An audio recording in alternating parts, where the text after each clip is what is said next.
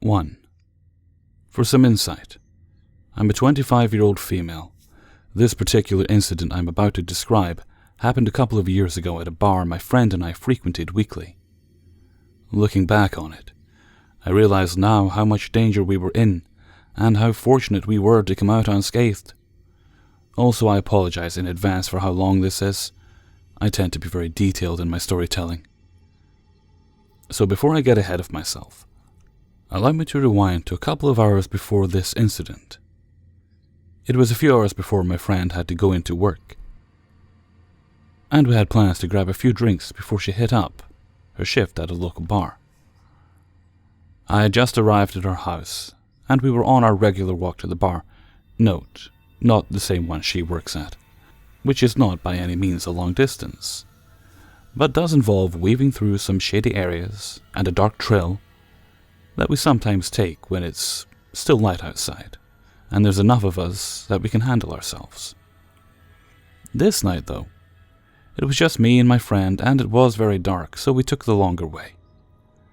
I remember thinking how menacing the moon looked as it glowered an eerie orange in the night sky. Premonition, maybe? Probably not. I'm just a very observant girl. We made it to the bar safe and sound, and were in the middle of ordering our drinks when a group of 9 men, all decked out in business suits, entered the room.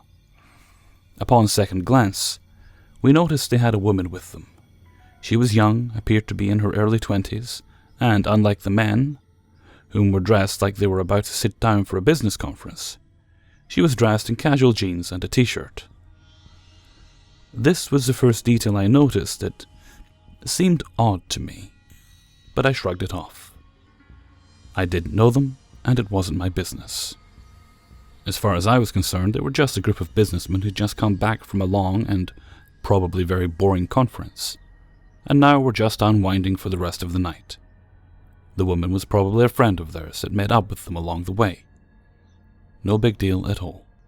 Still, they stood out like a sore thumb, and every so often we would look over at them, to find they were already staring in our direction. Okay, fine. They probably just sensed we'd been paying closer attention to them than normal. We paid them no more attention, and chattered amongst ourselves about the things we usually do, work, our social lives, our love lives, nothing that anyone would find to be of great interest. I tuned out of our conversation, though, when I felt the man's eyes on us again. My ears perked at the mention of a few notable key words. 2 girls, very pretty. Want the blonde. My stomach clenched. If they were talking about us, I was definitely the blonde girl. My friend's hair is as dark as night, and me, just the opposite. With the way they were looking over at our table, I knew they meant us. Needless to say, I was instantly uneasy at the idea of 9 random men talking amongst themselves in hushed voices about me and my friend. Then, to my dismay, the woman of the group came over to our table. This caught my friend's attention too, and her eyes scanned the woman with an expression that mirrored my own. The woman smiled brightly at us, instantly giving off a friendly vibe. Too friendly. I hope this doesn't come off as creepy, but I just wanted to tell you that you girls are absolutely beautiful, she said. Thanks, I said, instantly wary. My friend nodded a thanks too, barely looking at her, but she too looked uneasy. The woman seemed to take this to mean an invitation to sit with us because that's exactly what she did. Before I realized what was happening, she had scooted into the booth to sit right next to me. See those guys over there? She said, pointing at the table of men from which she had come from. Yeah? Well, they have been wanting to talk to you girls from the moment they saw you both, but, you know, they are really shy. So they asked me to come over here and talk to you for them. That's nice, I said, completely baffled by how weird all of this was. If they want to talk to us, though, they could have just come over here. I told you, they're shy, she said, and then giggled like a schoolgirl. that made her seem younger than she was. Yeah, I thought, all 9 of these fully grown men were surely too shy to talk to a couple of young 20-something-year-olds. See the cute dark-haired one with the beard on the far left? She asked, pointing to one of the men at the table that fit that description. He's been dying to ask you out, she said to me, and then pointing to another guy, she proceeded to gush to my friend about how he was interested in her as well. When we didn't look as enthused as she'd expected, she prattled on about how she had known these men all of her life and how sweet and trustworthy they were, and that we just had to take her word for it because she's a girl too, and she has our backs. Something like that. Yes, how very convenient that the supposedly sweetest guys of the group had an eye on each of us respectively. I fought the urge to roll my eyes at how obvious a setup this was. I waited impatiently for her to just cut to the chase and get to the proposition she had clearly come here for. I know this must look to you girls, and you're probably used to this all the time. I totally get it. I would think the same thing. Us girls have to look out for ourselves, right? Yes, she actually had the nerve to say this. You seem like smart girls. It's good to have a head on your shoulders, but you have nothing to worry about. I've known these guys since we were children, and they wouldn't harm a hair on anyone's head, much less 2 pretty girls like yourselves. More flattery, more grooming. I had to hand it to her. This girl was a crafty manipulator. She was telling us everything a girl in our position would want to hear, playing the female ally card to gain our trust. It was becoming blatantly obvious that the role this woman played in this man's agenda, a female pursuer, would seem less threatening to 2 young girls. I was disgusted. Anyways, the guys and I are about to leave for... You can come your own way and meet us there if you're more comfortable. They totally understand. They're totally gentlemen. I bet. And don't worry, they'll pay for everything. Final red flag unleashed. This was far shadier than the motives of your average pickup artists. My friend and I shared a look of bewilderment from across the table, and then nodded in understanding, as we came to an unspoken agreement as to how to deal with this situation. Well, we appreciate it. And tell them we really are flattered, my friend said politely, with the fakest smile I've ever seen her muster plastered on her face. But we are just leaving. The girl frowned, not even bothering to hide her disappointment. Why? Where are you girls off to? My friend shot her a look of annoyance, clearly put off by this woman's nosiness, but she said, I have to work in 30 minutes. This actually wasn't entirely a lie. My friend was due to come into work, but not for a few hours. And this is when the girl's demeanor changed. Gone was the personable and sweet girl, trying to be our friend to reveal a fucking snake. I'm not even exaggerating. In seconds, this woman transformed before our very eyes into a stone-cold predator. She was still speaking in the same friendly and polite tone, but her smile had twisted into a sneer and her eyes had narrowed into beady slits as she glowered at my friend. How much? What? My friend asked, completely baffled. How much would you be making tonight? She asked, although it sounded more like a demand than an inquiry. My friend divulged the amount. The girl nodded and then walked off. We thought that was the end of it, and we breathed a sigh of relief. We could see she looked like she was conferring with her comrades about something, and then, before we could move a muscle, she was walking back towards our table, looking more menacing than ever now. She took a seat next to me again. What if I told you we would pay you twice the amount of money you'd be making tonight if you come party with us? She asked. I'd say that's cool, but like you guys would do that anyway, my friend said with a strained smile. The girl grinned, taking out her purse and pulling out the fucking fattest wad of cash, dumping it on the table in front of us. Our jaws dropped. This is thrice the amount you'd be paid tonight, she said. She even counted it for us. Now we knew something was terribly, terribly wrong. And that her male friends weren't just pickup artists, or even rapists.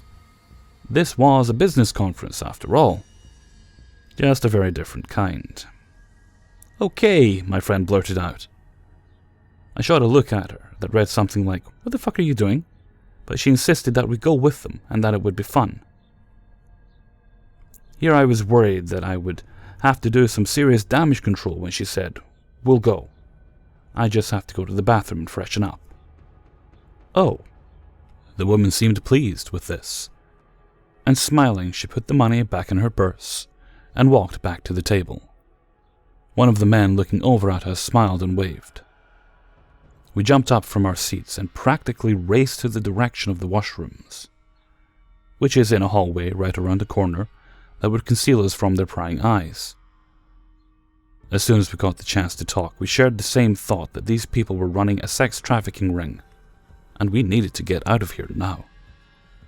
Our plan was to take the back exit, which was further down the hall from the bathrooms, but after some deliberation, we considered that the woman might be onto what we were really planning, and would be waiting for us on the other side of the door.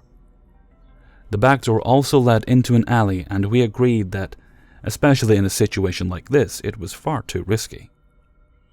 As luck would have it too, her phone was temporarily out of service, and mine was dead. We decided that we would have to enlist a staff member's help. We walked back to the table and told them that we'd be going with them just as soon as we order our drinks. One of them offered to get it for us, but we were already power walking over to the bartender. We told him everything. They must have noticed we were talking with him for longer than was necessary to order a few drinks. And thank God they booked it out of there. All the same, the bartender told us not to go out there as they might be waiting for us outside, and that he'd call a cab for us to make sure we got home safely. Thankfully, while our cab arrived and we stepped outside, half expecting them to jump out of the shadows and conk us over the head with bats, there was nobody in sight. We hurriedly climbed into the cab and took it back to her place. I'm fully convinced that if we had agreed to go with them, we'd have been drugged and sold into the sex trade. I'd probably be holed up in some prison somewhere across the world right now. The suits, the business-like nature of their meeting, the woman they sent over to gain our trust, the bribery. This was some seriously shady shit. The final nail in the coffin, though. A week later, a girl from the area was declared missing, and her body was found dumped in a creek outside of the city, a month after this incident. Apparently, the last she was spotted was in that fucking area of town. I don't know if there's any connection to these two events. They very well could have nothing to do with each other. But I can't help thinking there was. Edit. In my recollection of this event, there was a specific detail I forgot to include in this story. In addition to the woman trying to lure us away with temptations and playing the female ally, one of her other games was pulling the lone female card by trying to guilt us into going out with them on pretense of her being the only girl in the group, and how boring her night would be if we didn't go. It's a small detail, but it uncovers yet another layer of manipulation she had used to try to get us to come with her. Of course, that tactic didn't work on us either. Thought I would include it for completion purposes, as I just now remembered that specific part of it. 2. I've only ever talked about this with my best friend. I was with 2 other girls when the creepiness went down, and the 3 of us haven't discussed it since. To set the stage, I was 22 and my friends were 19 and 21. Their names were Kate and Kath respectively. We're all female and under 5'5", all pretty slim. First, a little background. I've been lucky enough to take martial arts-based self-defense classes since I was about 6, and have since taught several of these same classes to little kids. It's all about not being an easy target. This includes learning to shout very loudly. Kids get excited when I tell them to start swearing and screaming if a stranger is threatening them.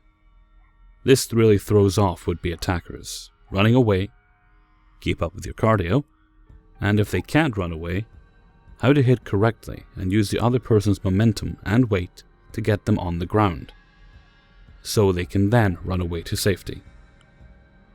I never had to use any of this in real life before my first weekend in London.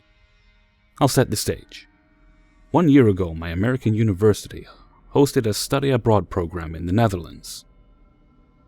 About 3 weeks into our semester, the three of us decided to take a long weekend in London. On the first day we were there, we walked around the city a bit. We went to a knitting shop called Loop. As we were leaving Loop and planning our next couple of hours, a skinny, kinda raggedy and dirty looking guy, probably in his late 20s, started shouting, "Smile! Come on, girlies, smile! You're so pretty!" at us. Kate, the more outspoken of us, spun around and said, "No." The man just grinned at her and held up his hands and said, "Nothing happened. See you later," and walked off. This is weird and made me extremely uncomfortable. But we figured he was just a little crazy and misogynistic. We headed back to our hotel to change, then got on the tube again and headed toward the West End. Tons of people piled onto the tube with us, shifting around and finding spots. I pressed my back against the far wall. I'm a pretty paranoid person, and I prefer to be as quiet and observant as I can in crowded spaces, especially if I'm with other people. I automatically turn into the parent friend. I noticed two guys, both tall. They were around 6 feet, maybe a couple of inches taller, and skinny with really baggy clothes on. Watch us for the entire tube ride. One of them was the guy from outside of Loop, who had been telling us to smile. I'm shaking because I realize that either A, he recognizes us from before, or B, he's somehow been following us and now has another person with him. We're all fairly attractive young women, so it made sense that some guys would look at us. But these guys gave me a seriously bad vibe, and my adrenaline was starting to really build. What we thought was our stop came up. We were all new to the tube system, and I started moving off of the train with my friends a few steps behind me. The two guys got off at our stop too, as we walked, both of the other girls still talking loudly. I kept glancing over my shoulder. Sure enough, the guys were still almost directly behind us as we exited the station. The friend of the man from earlier had his hand under his shirt, near his waistband. Never a good sign. The street we'd walked onto was surprisingly empty, and I realized that we'd accidentally gone a stop too far. One of the two guys, still behind us, started asking us where we were going. All of us stayed silent and kept walking towards a better lit area, ahead and around a corner. He kept asking us questions, where we were headed, why we were dressed up, if we were meeting boyfriends, where we were from, etc. The three of us ignore them until one decides to yell, "You got a great arse, blue dress. How about you bring it back over here?" At Kate. She stops walking and turns to face the guys. She gets out a faint, "What are you?" before she realizes that one of the guys was the same one from earlier in the day. She and Kathy totally freeze. The guys start laughing, not just chuckling, and walking closer to us. There weren't a lot of people around, but there's a fairly main street close by, and I can hear people talking and walking around. I want to run, but my friends are scared and aren't moving an inch. I can't leave them behind. They keep asking us the same questions as before, but none of us answer. The man we'd seen before starts getting angrier and angrier, saying things like, "Fucking disrespectful, aren't you? You need to learn to be a little nicer. Fucking American bitches, always so rude. We'll teach you to ignore us like that." The man behind him is laughing, walking forward with him. So I do the only thing I can think of. Out crazy them. I'm terrified, but I walk in front of my paralyzed friends with the most wild-eyed, insane look I can muster up, and just start shouting at these guys in what I hope sounded like a Russian accent. I'm terrible with accents, so it probably just sounded vaguely Eastern European. And just losing my shit as loudly as I can. "Disgusting men! Leave us alone!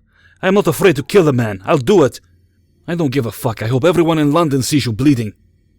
Of course, I'd only been in one gym class fight back in 5th grade, and I'm not really a violent person at all, but hey, they don't know that. I kicked off my shoes and pulled up my bag in front of me. Now there was absolutely nothing besides a cheap wallet and a passport in my purse, but I opened it anyway, keeping my eyes locked on the guy closest to me, and start rummaging through it as if I do have a weapon.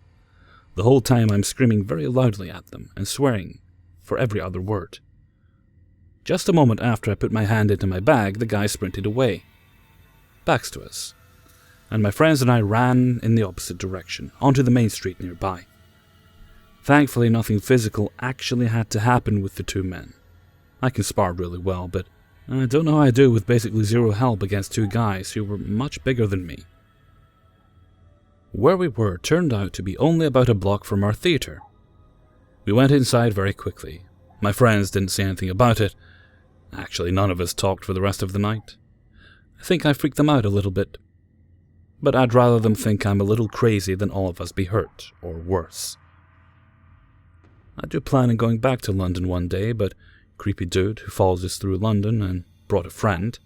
Let's not meet. Lessons. 1. Always pay attention to who is around you, especially in a foreign country. 2. If you're being crept on in public using a loud confrontational voice and tons of bad language, will usually scare off anyone trying to take advantage of you, and will let other people around know that something not that chill is happening. If that doesn't work, go for the eyes, nose, and groin first. 3.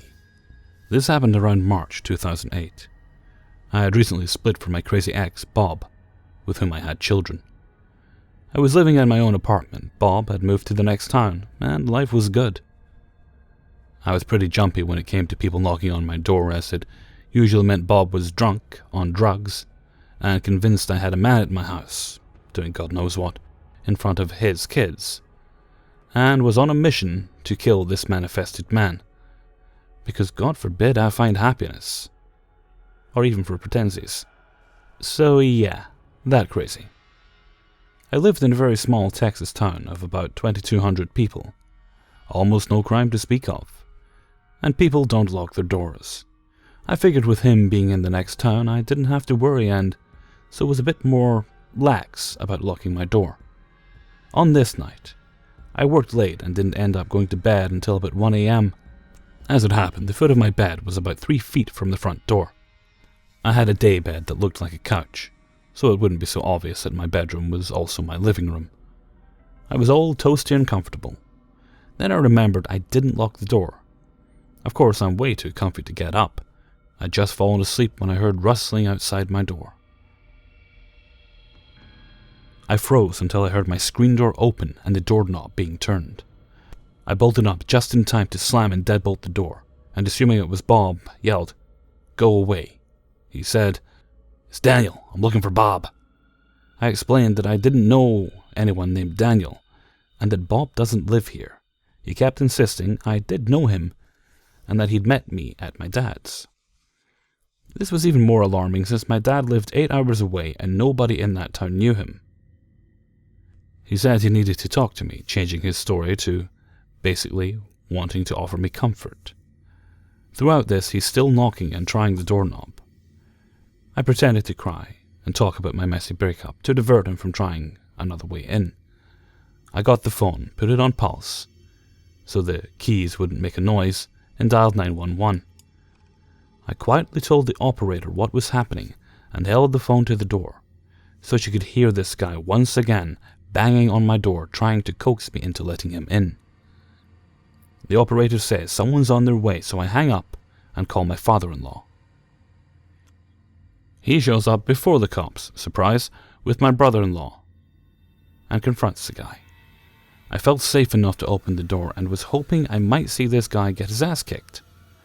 Right then, the cop strolls over and asks what the problem is. This is when the guy walks away. He says, "Thanks for calling the cops." The cop watches him walk away and announces he wouldn't be able to catch up with him. The cop says he's just a nuisance and he does this to people from time to time. The best I could do was get a no trespassing order, which means little more than a piece of paper handed to you by a cop. As it turns out, I had met the guy once, 3 years previous at my mom and stepdad's house. He was dating my friend, and she brought him over as a double date movie night. He seemed a little slow, and actually made a touchy-feely pass at my BF. My friend broke things off shortly after because he was becoming really creepy, and I didn't see him again, so completely forgot he existed. Very faint silver lining to Crazy Ex-Bob. He saw Daniel shortly after, punched him in the face a couple of times, and told him exactly what he would do to him if he ever came near me or my kids again. I saw him around sometimes, and was as vile as I could be, refusing to wait on him at the convenience store I worked at.